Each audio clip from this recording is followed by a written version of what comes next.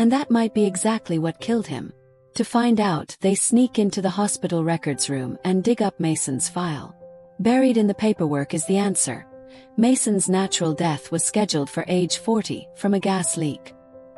He was only 17 when he burned alive. The whistle had reached into his future and yanked his death forward by 23 years. And it clicks for both of them at once. Mr. Craven had been destined to die slowly of cancer, years down the line. Instead, the whistle killed him within days. A staff member spots them and calls for security before they can dig any further, and the girls slip out just in time. That evening, the group reunites at the Halloween fair. Rel spots Grace buying drugs from Noah and tries to pull her away from it, encouraging her to enjoy the night with him instead, working up the nerve to tell her how he feels. Grace, gentle but honest, tells him he's a genuinely good person, and that someday some other girl is going to be lucky enough to have him. Before he can respond, Dean shows up and calls Grace over to him, and Rel walks away crushed. Grace dares Dean to follow her into the fair's hedge maze, daring him not to be scared, and disappears inside. Dean lingers behind to needle Rel with a cruel joke before finally chasing after her. Elsewhere on the fairgrounds, Chrys and Ellie run straight into Noah, who tries pushing his product on them and says something vile to Ellie. She answers by driving her knee into him with everything she's got. When Noah pulls his knife in retaliation, Chrys rips it out of his hand and slices his nose open before the two of them walk away, leaving him bleeding in the dirt. Inside the maze, Grace is laughing, darting ahead through the hedges while Dean and his friend chase her. But 2 minutes pass, then more, and Dean starts calling her name into the dark. Grace has wandered into a narrow, silent stretch of the maze that suddenly doesn't feel like a game anymore. She turns to leave, and a shadow steps directly into her path. She bolts. It's already ahead of her again. What's chasing her isn't some maze employee in a mask. It's an old woman, impossibly withered, impossibly wrong, closing in with a hunger that makes Grace's blood run cold. She calls Dean on her phone, breathless, begging him to hurry, telling him some crazy old woman is stalking her through the hedges. Dean laughs it off, tells her that's the whole point of a haunted maze, tells her he's on his way. He has no idea what's actually behind her. The old woman finds her again. Grace grabs a shovel off the ground and swings, but in her panic she catches herself with it, opening a gash on her own head. Blood runs down her face, and the thing smiles at the sight of it, then keeps coming. Grace screams for help and tries to lose it down a hidden path, but it's already there waiting for her. It seizes her leg, digs its nails in deep, and forces its hand toward her mouth, and where it touches her, her face begins twisting into its own, ancient and gray. Somehow she tears free. She staggers to a rope rigged to a siren, meant to summon help in an emergency, and yanks it with everything she has left. But before the sound can even finish ringing out, the thing drops down from above and wraps around her, and Grace's youth is torn away from her all at once, replaced, feature by feature, with the face of the old woman who's been chasing her the whole time. In the last instant of her life, Grace manages to trigger the alarm. Dean finally reaches her, but he's too late. Grace is already gone. The group gathers afterward, shattered, trying to piece together what just happened. Chrys says it out loud first. Grace's natural death was always meant to come for her as an old woman, decades from now. The whistle just made sure it got there early. Dean, refusing to believe there's nothing to blame but the object itself, turns on Chrys instead, telling her that everything started falling apart the moment she showed up in town. That night, Dean climbs in through his bedroom window, unsteady on his feet, and switches on the lamp, and for one heart-stopping second, he sees his own body lying there, mangled and broken. His parents knock, worried about the noise, but he refuses to open the door, insisting he just had a bad dream. They warn him gently not to drink and drive before heading off, completely unaware of what's actually stalking their son. Meanwhile, Chrys finally opens up to Ellie about her father. She admits it was her own overdose that put them in that car together that night. Her dad rushing her to the hospital when a truck slammed into them and killed him instantly. She's carried the guilt of it ever since, certain that if anyone should have died that night, it should have been her. Ellie holds her through it, steady and unshaken. Outside, alone, Rel sits with his grief over Grace, and without warning, blood begins raining down from the sky above him. In it, he catches a flash of his own future death. And it isn't gentle.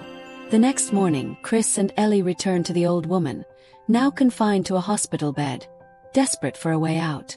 She tells them the only way to survive is to redirect your death onto someone else entirely. Mark another person with your own blood, and death will take them instead of you. As she says it, Chrys catches a glimpse of her own fate, death by overdose. But she doesn't flinch. She hasn't touched anything since her father died. She feels for the first time almost safe. No one can stop death, the old woman tells them, her voice fading.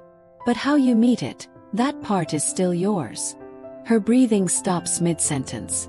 She's gone. Back with the group, Rel insists there's no other option. Someone else has to die so the rest of them can live.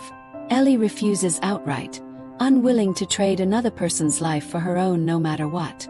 She argues that if they just stay together, watch out for each other, maybe that's enough to get through this. Rel doesn't answer. He walks off alone, and this time no one stops him. That same night, Dean sits frozen in front of the television, watching the news cover Grace's death over and over. He finally shuts it off, unable to take any more, and that's when the front gate lock clicks open on its own. He assumes it's his mother coming home. Instead, a bloodied, twisted hand reaches through the gap in the door. Dean hurls a chair at it and screams, and his father comes running, but Dean won't let him in either. He barricades the door with everything he can drag in front of it and begs his parents to just leave. It doesn't matter. His death finds him from behind, hurling him through the room, snapping bone, tearing him apart piece by piece, until his parents finally force their way inside to find their son barely recognizable. Chrys and Ellie, searching for Rel and finding his house empty, don't know any of this yet. Rel, meanwhile, has driven straight to Noah's church with a gun in his hand and levels it at him the moment he walks in, right as the church bells begin to toll. Noah lunges for the weapon and it clatters to the floor between them. He beats Rel down, snatches it up, and points it directly at him. But Rel doesn't so much as blink, because he already knows a bullet isn't how his story ends. Noah fires anyway. The gun is empty. Rel takes it from there, dragging a bloodied Noah into an abandoned factory, past massive machines built to grind down heavy iron, the exact place Rel has already seen himself die. "This is where you die too," he tells him before force-feeding him a handful of his own drugs. Then Rel draws a knife, and Noah, terrified, demands to know what he's planning. Rel doesn't answer. He drags the blade across his own hand, drawing blood, and lays the whistle piece aside. And the moment he does, the hair on his arms lifts on end. He knows what that means. His death is close. Determined to survive, Rel moves to smear his own blood onto Noah, ready to redirect his fate onto the man in front of him. Chrys and Ellie burst in just in time to try and stop him. Rel doesn't listen, not at first. He keeps moving forward. Then, one step from doing it, he stops. He can't. He won't be the reason someone else dies just so he can keep living. "Everyone has to die sometime," he says quietly. Chrys, hearing it, suddenly realizes there might be another way entirely, a way to beat this without hurting anyone at all. But the realization comes a second too late. Something unseen seizes Rel's arm and yanks it toward the grinding machinery. There's the shriek of metal, and in front of both girls, Rel is torn apart and swallowed into a spreading pool of red water, gone completely. Ellie turns to Chrys through the tears, resolve hardening in her voice. They're not going to outrun this thing. They're going to outsmart it. Because everyone only gets to die once. So if they can trick death into thinking they've already died, it should have no reason left to come for them at all. The plan is brutal in its simplicity. Stop their own hearts, just for a few minutes, through a controlled overdose in ice water. Then bring each other back before it's too late. Chrys packs the tub with ice while Ellie prepares the injection, promising to bring her back no matter what happens. She administers the shot, and Chrys goes under, sinking into the freezing water as the drug pulls her down into unconsciousness. Ellie pulls her out, delivers a second injection, and shocks her chest, trying desperately to bring her back. Chrys doesn't wake. Somewhere beneath the surface, her spirit is still trapped in that icy water, fighting to climb back up, while her own death holds her under, refusing to let go. Outside, Noah, battered but alive and furious, has tracked them down, hammering at the shutter with everything he's got, determined to finish what started. Ellie, still trying to revive Chrys, doesn't hear him break through in time. A single shot rings out and it catches her. As Ellie collapses, bleeding, her own death rises up behind her, closer than it's ever been. But even now, she doesn't stop fighting. She cries out for Chrys with everything she has left. And somewhere in the dark water, Chrys hears her. That single sound is enough. She fights her way back from the pull of her own death and gasps awake, scrambling to Ellie's side the moment she sees her on the floor. Noah storms in behind her, gun raised, ready to end it. And in the chaos, his hand brushes against Ellie's blood pooled on the ground. That's all it takes. Ellie's death, drawn by the blood now marking someone else, releases her, and lets go of her completely. She gasps back to life. Noah barely has time to process what's happening before his own death appears in front of him, and this time there's nowhere to run.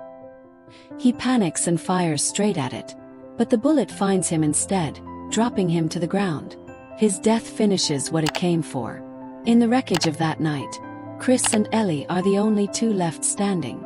They did what no one else in this story managed to do. They looked their own deaths in the eye and walked away anyway. Behind them, the whistle that started it all lies shattered across the floor, its curse spent. 3 months pass. Chrys and Ellie are back in the halls of their school, building something steady and new together. The worst of it finally behind them.